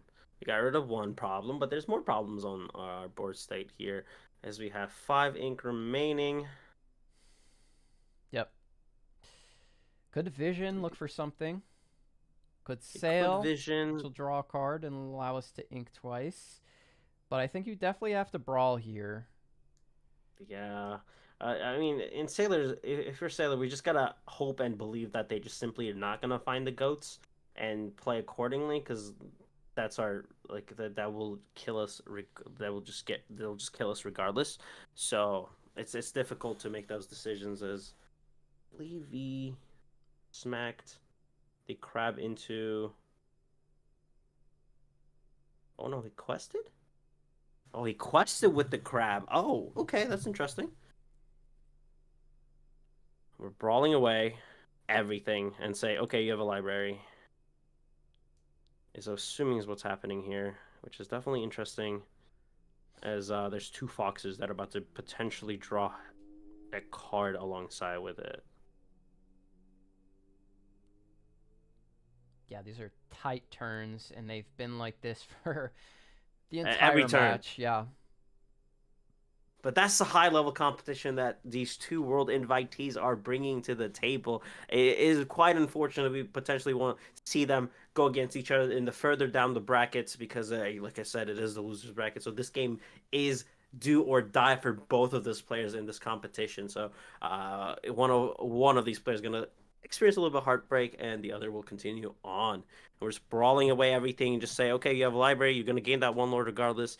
And as we find no goats again, we have 2 foxes, a snake, a Cusco, and a Chernobog's followers. There's a lot of options to draw more cards, which is nice for Domingo here. Yep. And we find another rabbit. As we get into even more card draw, interesting plays here with the vision of the future. I don't know. I don't remember if he sent the dime to the bottom. We did make a note of that in the first game, which he did send the dime straight to the bottom. But getting a dime and potentially questing with Tamatoa, putting it in for free, is a way to get back into the game, especially if he's able to top deck something like a Sisu, clear the board, establish a dime, and potentially win. That's like what I think he needs almost exactly to get back into this. Yeah, I mean, Domingo has a lot of cards in hand, though. It's just the like he just so much pressure that's going to be put on, in the sense of, I mean, he doesn't know this, but Sailor doesn't have the big Sisu, so he could just go wide and be like, you can't deal with everything. But with Sailor's powers and magic, he will find the big Sisu regardless. So that option is out of the table as well. So he's got 5 left. Yeah, I mean, he could go Chernobog, Cusco, Diablo, move something into the library. But opts to bounce. Finds a goat. Oh, it's over. That might just be over. That just might do it. That just might put the last few nails into this this Ruby Sapphire off in here. If I'm Domingo, I know that I have won pretty much. Just get yeah, definitely over. But I was saying just put 2 characters on board. If he doesn't board wipe and clear my my library, I have enough to goat bounce goat, which is 3 for 19. So yeah, it's pretty much over here. It's not looking great. We found a big crab, but not a dime. It's just not like he had to chew up all those items with Hiram, or maybe like potentially something crazy could happen this turn, because he's got 5 now. So imagine he visions into a dime, takes dime, quests with Tamatoa, plays dime, plays big Tamatoa, and gains 14 lore in a turn. It wouldn't be like out of the realm of possibility if Hiram didn't have to chew up all those items that were established earlier. Yeah, the timing of the Hiram was just a little bit too late, I think. It's just our hand was bare, so we needed to do whatever we can to get into this game. And now that we do have options, it's a little bit too late, as the pieces are a little bit too far apart, and we don't have no B prep to deal with everything. And just the hand state of Domingo, it's just screaming it's game over, regardless of what we're doing. Didn't find the dime regardless. Ouch. That does not feel so great. Wow. Ruby Amethyst. He can. Back with a vengeance. I mean, he does clear the board here. The game's not over. But there is a goat It, and a there's goat bounce goat, but that gets to 19, so he can but actually there's a clear. library. I mean, He can clear the library CC too. clears. But Sisu I with mean, Sisu with Sapphire Coil clears everything. it's Plus the still mate Tamatoa on 2 though, challenges. right? Because there's just a white rose to It finish it off. I is, mean, but Sailor can. There is. you gotta. You're a believer. Yeah, I like this. You're the believer in this situation, and I love this. It's not impossible for Sailor to win. So let's talk this out. All right, Tamatoa has to challenge the library. Remove that. Coil the Mim. Play the Sisu, which clears the board. So there's nothing on board. Right. You have Goat Bounce Goat, which is not enough. Tonight. Right? Not so enough. on this turn, you quest for 3. That gets you to 9. On next turn, you have 5, 6, 7, 8. Just simply find. Yeah, if you find Dime next turn and clear everything this turn, you win the game. Right. I mean, simply. It's not over. Sailor's gonna do it. If anyone can do it, it's Sailor. To be fair. All right, quest and look for some more stuff, potentially with the Sapphire Dig Coil. a little bit deeper. Dime? What is? It's a popsicle and a great stone dragon. That's fine. That's fine, because next turn you can still find 2 more cards with Hiram. But it's not true. It's not over. It's not over, ladies and gentlemen. I said it was over. It's not over. Sailor can win. So this is the crazy thing that's happening right now. The Ruby Amethyst player's like, it's not over. We're not gonna win just yet, and that's when you know things are getting real spicy. When the Ruby Amethyst believer's like, let me just make sure that it is actually not over. So he can go to 13 ink, which is a not. Wait, no, he can win. No, it is actually over, because you can't wait. You need 10 for Goat Bounce Goat, and he inks again, and he has White Rose, so never mind, it is exactly over. White Rose. I was getting excited for no reason. Listen, we can just be excited about the hypotheticals here and get very happy. I forgot about the White Rose. I said 12, so he can Goat Bounce Goat with the Snake, which is 10. It's ink, exactly. Play White Rose, which is exactly 20. Yeah, Lorthal. That's why you play the Pirate's Life in my head. It is what it is. I still want to know what's on the top of the deck. Hopefully Sailor's gonna shuffle. He's not gonna be able to hear us, but it's one of those things where we're gonna see another Sisu. I mean, if that White Rose was not in hand, I think there's a huge chance Sailor gets this win. But I was so excited for a second, but then I was like, wait, he has 13 ink next turn. You play that, get rid of the board, draw 2 cards as well. I mean, you could just find anything and get rid of this. And we found a broom, another library. The headaches continue here. And 6 cards in hand. This is... All right, Sailor. This is so close yet so far. Remove the library, please. It's time. That library gave Domingo like about 10 cards, and now we're gonna go ahead and we have to get rid of it. We have to.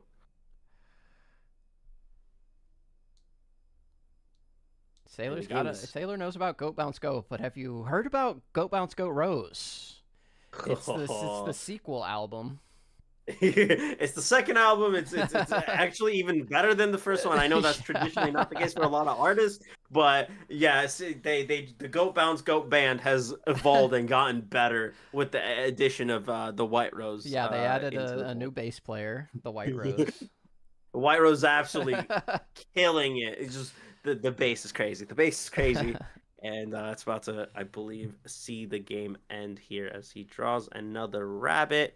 I wish I could talk to Sailor and be like, let me see if Dime is there, please. I need to know. Hopefully he flips it.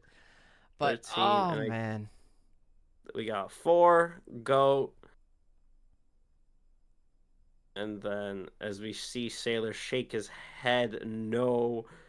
He's about to witness a sadness with Goat Bounce 18 with 4 exactly into another goat and playing the White Rose to finish the game. Wow. Oh, wait, he just bounces again. Yeah. Oh, that works too. That works too. Oh, More look, the style dime! It was the dime off the top. Sailor would have won, dude.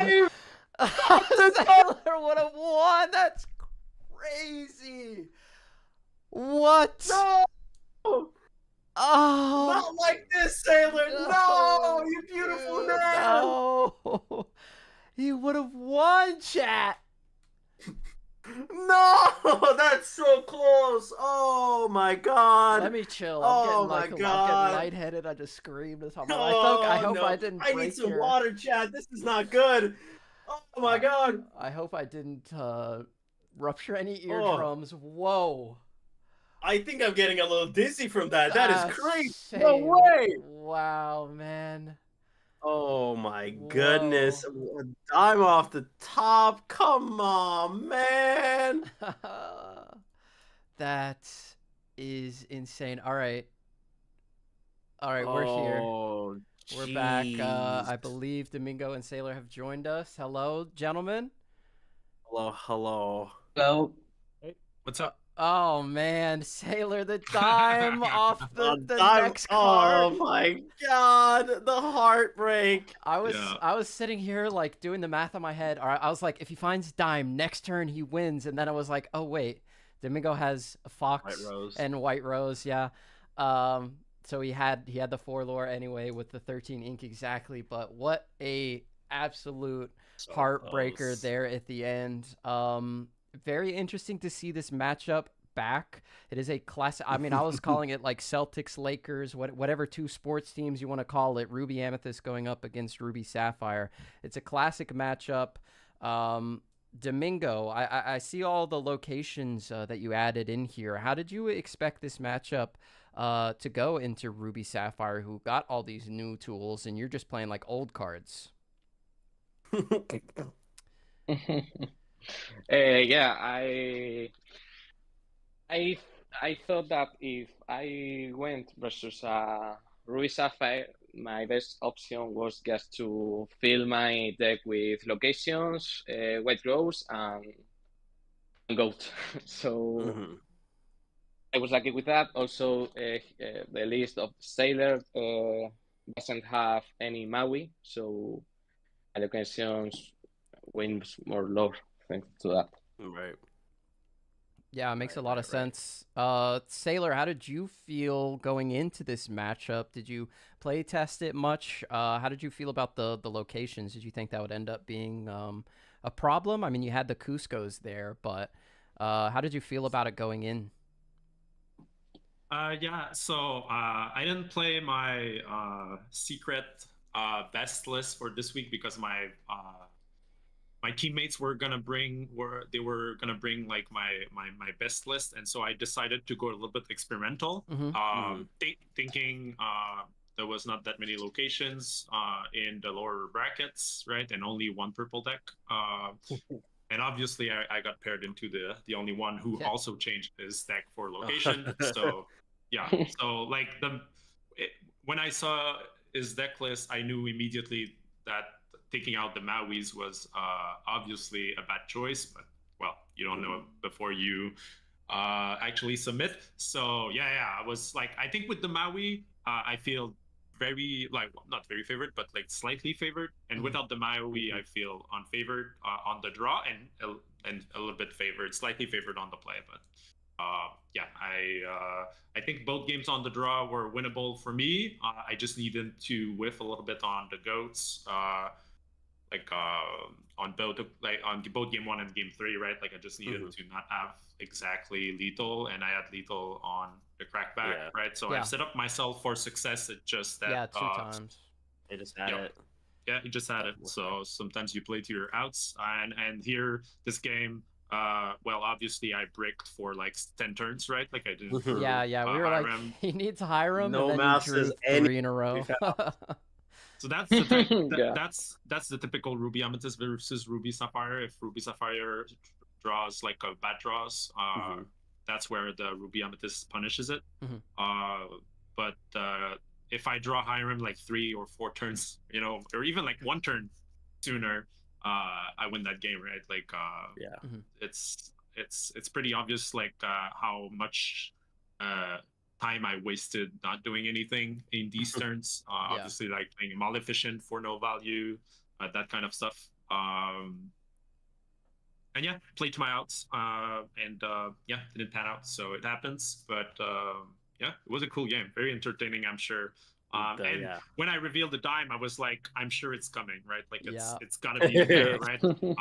Always there. I played many visions, 1, 2, 3, and I've played 1, 2 Scrooges, right? So like it's like 15, 23 cards deep plus right all the card draw. So yeah, it was there. All 4 items were clogged together, and so when I drew, like the first one got under with the Scrooge, that was a bit disheartening. And then but you know, people say that, but like my first Scrooge was actually getting me closer to my first harem, right? So it had as much chance of getting me closer to it than actually bottoming it. So like it's kind of like a result based assumption that these Scrooges put good cards at the bottom, because they might as well put bad cards, right, and get you closer to the good ones. So I'm not putting too much stocks on it. But then, like, yeah, the first harem got me into the second and the third. It was kind of funny. They found each other. Yeah. So, like, but it was good because, like, it made it so that his turn was really bad when he did, like, brawl, which obviously I don't blame him for, but, like, it was kind of good for me because it slows him down and draws me cards, right? So it's exactly what I want. Yeah, for sure. Domingo, I want to talk about your changes specifically. I mean, you went for something crazy in round 1. You went for the mill, which was really, really interesting, and you almost got there. Do you think it's viable, or are you still working on it, or are you just giving up? Giving up. Yeah. I think that in this set, it is not going to be possible to see a mill deck in a top because meta is so aggro, and decks like Ruby Sapphire benefits too much from draws. Right. So for this, we need more cards to discard from the top of the deck instead of drawing. But yeah, I can have some improvements. I'm thinking about it since the last match, about Igma, for example, that I was speaking with Sailor. That was an obvious card that I completely forgot. I don't know why. Yeah, I want to try it in other games, perfect the deck, and maybe in the next set we'll see something interesting. Yeah, I think them giving the Madame Medusa being a Ruby Amethyst card specifically and making it mill is a tell that maybe we'll see more of this in the future. But I gotta say, I absolutely love to see the Ruby Amethyst as a Ruby Amethyst truther and somebody that's played it since basically I started playing the game. I really love to see the dedication and see you sticking to it. I mean, it's the deck that won you the Continental Championship for Europe. So shout out to Ruby Amethyst. And do you still think it's got a chance to make a comeback? I was saying at the beginning of the stream, it's like the deck that never dies. We all think it's over at the beginning, and then somehow we come together as a community and figure out that, hey, the deck still works. Do you think that it has a place in the like top 4 or 5 decks? Yeah, maybe. I don't know. Obviously, it's a good deck. It has been a strong deck since, I don't know, Seed 3. I started to play it. So obviously have his strongest card, that is Be Prepared, that anyone has this kind of cards. But it is top 5. I don't know if it is top 5 because we have Blue Sapphire, Ruby Sapphire decks. Obviously, Sapphire is the best color now in the meta, I think, in my opinion. And we have also Purple Steel, Green Steel. So there is a lot of decks that. No, I think that it's Amethyst Purple. I don't know how to say it. Purple, red purple, obviously it's not out of the meta, but I don't think it is one of the top 5 decks. Maybe top 10. I'll take top 10. Do something interesting. There's only 15. Top 10 is still okay though. We'll take it. We'll take it as long as it's not bottom 5. But I've been hogging all the questions. Why Breezy? I'll let you get in here. Questions. I mean, you wrapped up it quite well, but I'll kind of shift that question to Sailor. Ruby Sapphire has kind of been around ever since it was given birth by essentially you. How do you see Ruby Sapphire going into this Arceza's Island meta? Yeah, so obviously it started as Coil being the most broken thing, and then we got revealed Tamatoa, we got revealed Scrooge and Belle, and then we went like, oh, wait a minute, Belle just makes so that singing strength onto and Storm is just so good that then Blue Steel gets like this huge upgrade, and then the eyes were not on Ruby Sapphire anymore, and I like took like a little bit of a sit back and tried to analyze how to beat the Sapphire Steel, and found a way to do that pretty reliably. Brought the deck to a tournament and won it, facing like Pete's every round, but playing no be prepared. So it was pretty good. And so I think this weekend was the breakthrough of Ruby Sapphire again, right? Like it was kind of under the radar, underrepresented, and it got 2 wins, right, on Top Choice Gaming and CCS, as I'm rating right now, and many more top 8 finishes. So I think when there's a best deck in the format, it like gets attacked in multiple axes, and like the second best deck always has like a very good chance of getting the good weekend.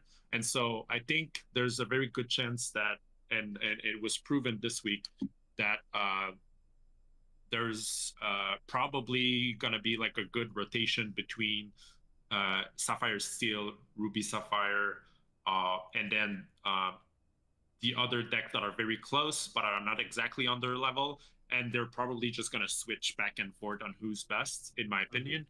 And if Sapphire still adapts to what I have been doing with Ruby Sapphire and the list, right, with the no shark and the no be prepared, right, they could adapt in some shape or forms, then we need to adapt again, and from weekend to weekend we can play that kind of cat and mouse between the two, and then it's up to the other decks to try to exploit and know how to predict those changes that are being made to each of the 2 best in the formats, in my opinion. But I think the most broken thing in the format is definitely Blue Steel, Sapphire Steel, sorry, because of the early power, and then also like the end game power. But some of those decks that are gonna try to go under that Sapphire Steel are based around like high willpower, and obviously the Sisus are at their best against those type of like aggro mid-range, steel low to the ground, right, type of cards, and then the Coil and the Sisus are gonna oppress those, right? And so you just need to, it's very hard for those other decks to build against both Sapphire Steel and Ruby Sapphire. So it's definitely for me in the conversation as to the top 2, one of the top 2 decks. Awesome. Well, Why Breezy, do you have any other questions for the players? No, I think you wrapped it up beautifully. All right, awesome. So that is going to be it for me and Why Breezy here with Domingo and Sailor. We will give you 2 a chance to shout out any socials, your teams, whatever you'd like to do. We'll start with Domingo and end with Sailor. So Domingo, anybody you want to shout out or thank? Yeah, I would like to recommend my team's social media, Lucky Dimers. We have Twitter and Instagram. So there you can follow us and check what we are playing. That's all. Awesome. Sailor? Yeah, thanks for everyone who watched. Thanks for the judges, Pavel for organizing, for the awesome casters, I'm sure. I love you guys all. And thanks for everybody who supports me on my MetaFi. It's been an awesome week of discussing Ruby Sapphire and planning for everyone's weekend, right, tournament.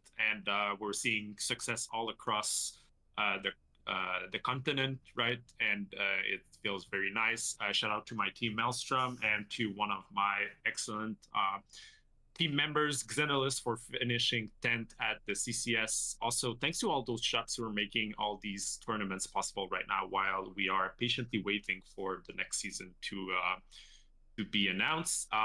Please be patient, everyone. It's going to be a blast. We just need to, do something else while they're figuring out everything. So you can follow me on X at Lorcana Sailor, on my MetaFi at Sailor. And thanks for listening.